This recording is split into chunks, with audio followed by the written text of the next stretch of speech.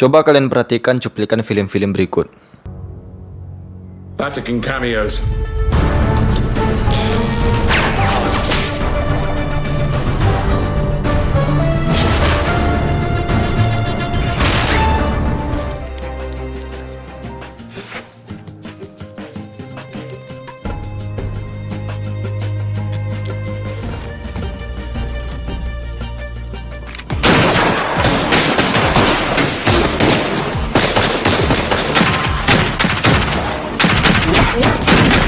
Sangat keren ya. Kalau kalian berpikir cuplikan tadi itu film, kalian salah besar. Karena sebenarnya cuplikan tadi itu adalah sinetron. Cuma bedanya itu bukan dari Indonesia. Halo kawan-kawan semua, kembali lagi di channel YouTube Sodik Mufaddol. Kali ini kita akan membahas sesuatu yang sangat menarik dan mungkin menjadi keresahan kita bersama. Apa itu? Ya, benar, sinetron di Indonesia. Karena penyebutannya yang berbeda-beda, ada yang menyebutnya sinetron, drama, FTV, opera sabun, apalagi TV series. Jadi untuk mempermudah, di video ini kita akan samakan saja penyebutannya dengan sinetron ya. Karena bagi saya pengertian sinetron itu ya film yang berseri yang ditayangin di televisi ya enggak. Sebenarnya tidak semua sinetron di Indonesia itu jelek ya. Karena bagi saya banyak juga dari sinetron Indonesia itu yang sangat memuakkan. Jadi pada video kali ini kita akan membahas mengapa sih sinetron tanah air itu ceritanya gitu-gitu aja, monoton. Bahasa kasarnya ya gel gitulah ya. Pada katakanlah tahun 1970-an, kualitas sinetron di dunia bisa dikatakan lebih kurang sama. Gambarnya jelek, efek-efeknya jelek, editannya jelek gitu ya. Seiring berjalannya waktu, sinetron di berbagai negara mengalami perkembangan ke arah yang lebih baik. Begitu pula di Indonesia. Memasuki abad ke-21, which is tahun 2000-an, sinetron di dunia masih mengalami perkembangan, malah semakin pesat mungkin ya. Nah, tetapi tidak di Indonesia. Perkembangannya seolah-olah terhenti. Saya rasa sih mungkin karena kondisi setelah krisis ekonomi ya. Karena memang setelah tahun 99 itu ekonomi Indonesia tumbuh sangat cepat yang menyebabkan rakyat semakin kaya. Otomatis pembelian TV semakin meningkat. Jadi sinetron-sinetron yang awalnya penontonnya sedikit tiba-tiba jadi banyak. Untuk memenuhi kebutuhan masyarakat, maka di zaman ini semakin banyak stasiun televisi yang bermunculan. Dan tak ketinggalan sinetron-sinetron baru pun lahir. Lambat laun keuntungan dari stasiun televisi pun semakin besar, yang sebagian pasti didapat dari sinetron.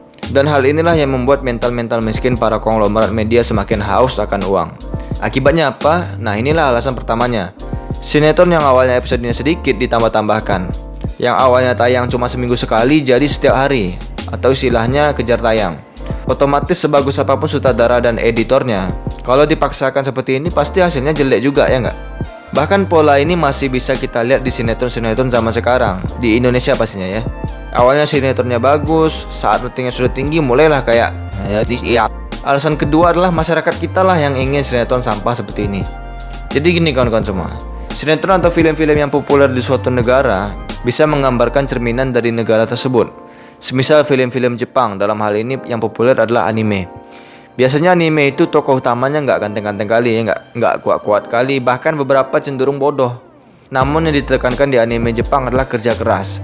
Terlahir sebagai apapun kita, mau itu kaya kek, jelek kek, yatim piatu kek.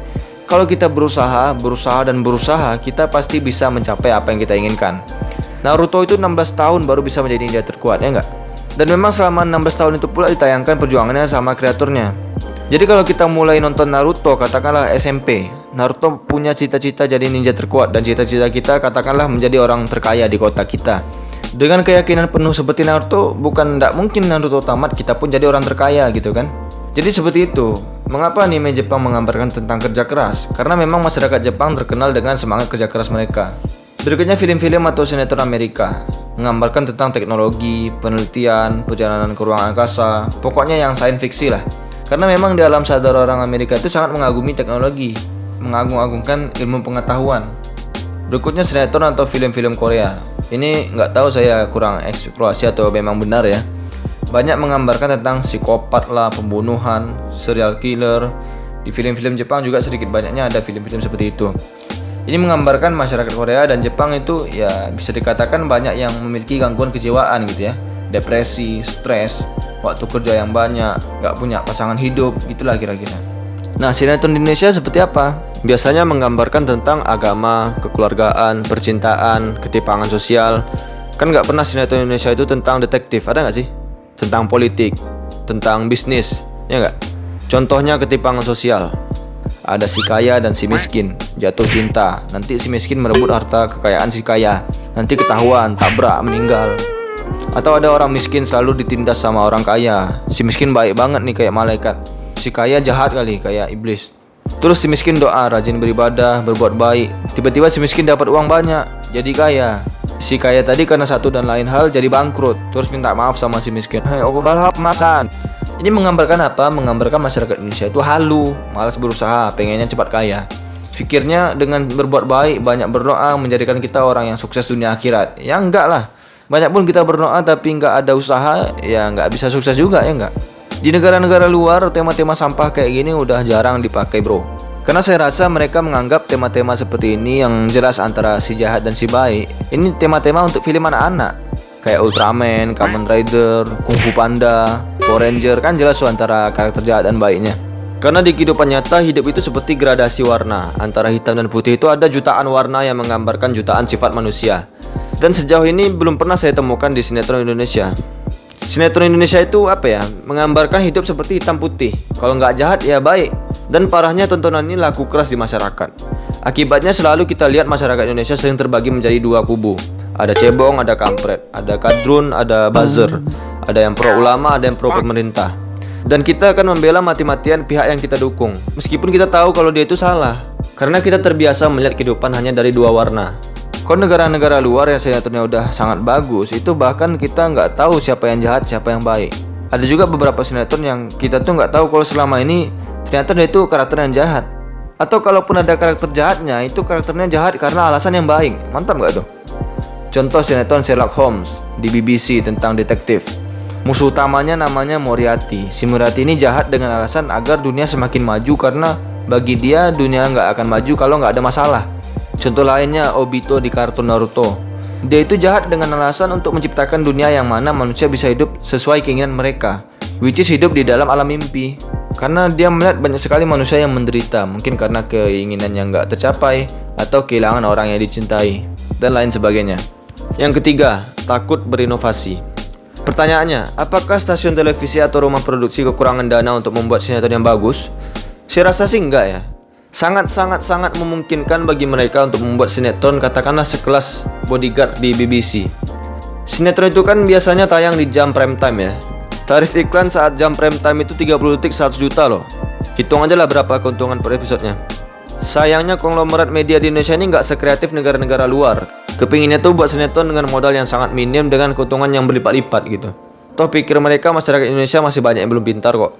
Ya masih suka lah dengan tontonan murahan kayak gini. Saya harap ada satu saja orang kaya di Indonesia yang mau melawan arus gitu ya, membuat sinetron yang berkualitas. Kalau sukses saya yakin rumah-rumah produksi yang lain pasti nyusul itu. Dia satu aja tuh udah cukup. Satu orang yang berani. Dan saya harap satu orang itu saya, amin. Toh kalau kita buat sinetron yang bagus, bukan hanya dari dalam negeri kita dapat uangnya enggak. Kita bisa jual lagi ke luar negeri lewat Netflix misalnya. Semisal Sherlock Holmes, itu ada juga di Netflix. Itu sumpah keren banget bro. Sherlock ini merupakan salah satu sinetron dengan penonton terbanyak di dunia.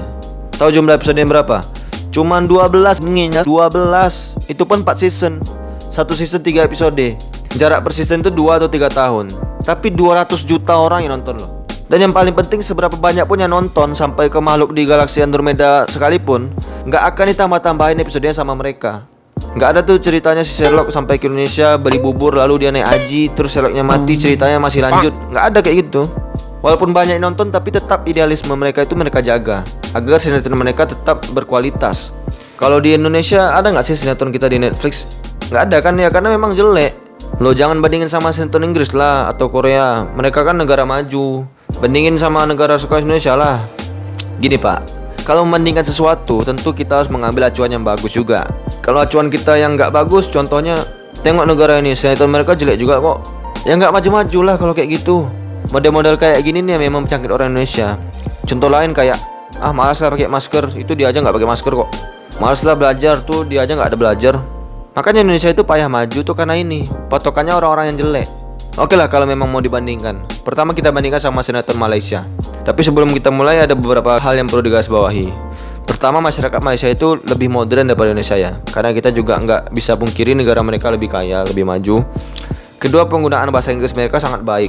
Bahkan di kota-kota besar seperti Kuala Lumpur itu bahasa Melayu udah jarang terdengar ya.